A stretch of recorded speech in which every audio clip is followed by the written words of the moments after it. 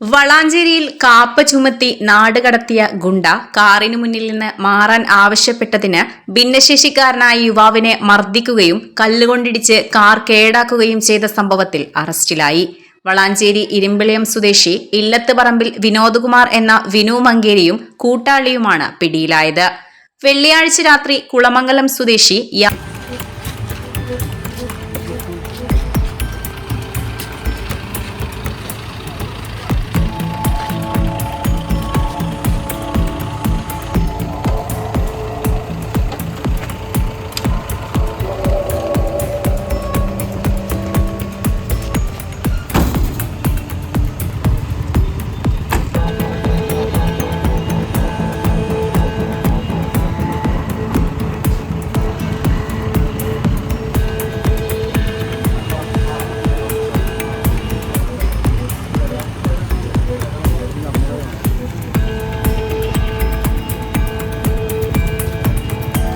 ഭിന്നശേഷിക്കാരനായ യാസർ അറഫാത്തിന് വെള്ളിയാഴ്ച രാത്രി 11 മണിയോടെയാണ് ഗുണ്ടാ സംഘത്തിന്റെ മർദ്ദനമേറ്റത്.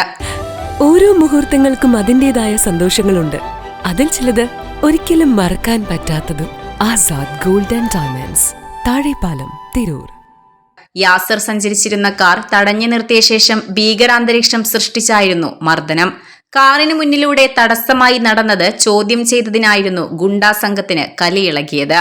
കാറിനു മുന്നിൽ നിന്ന് മാറാൻ ആവശ്യപ്പെട്ടപ്പോൾ മാറാൻ കൂട്ടാക്കാതെ പ്രതികൾ ഭീഷണി മുഴക്കി. ഇതോടെ ഭയന്ന യാസർ കാർ പുറകിലോട്ടെടുത്ത് പോകാൻ ശ്രമിച്ചു. അതോടെ സംഘം റോഡരികിൽ കിടന്ന കല്ലെടുത്ത് കല്ലുകൊണ്ട് കാറിൽ ഇടിക്കുകയും ഡോർ തുറന്ന് താക്കോൽ ഊരിയെടുക്കുകയും ചെയ്തു.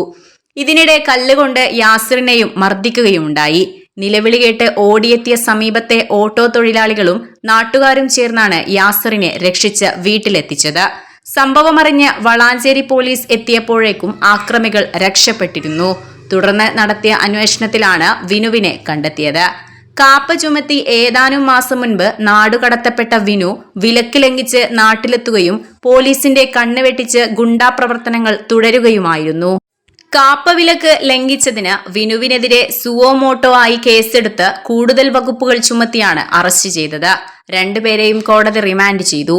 യാസറിനെ ആക്രമിച്ച കേസിൽ നേരത്തെ ഭിന്നശേഷിക്കാർക്കെതിരെയുള്ള അതിക്രമങ്ങൾ തടയുന്ന വകുപ്പ് ഉൾപ്പെടെ ചേർത്ത് പോലീസ് കേസെടുത്തിരുന്നു.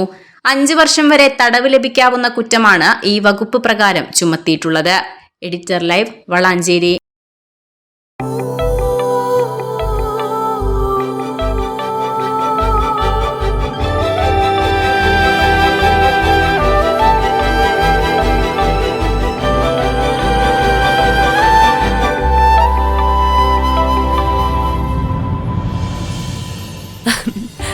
ഓരോ മുഹൂർത്തങ്ങൾക്കും അതിന്റേതായ സന്തോഷങ്ങളുണ്ട്.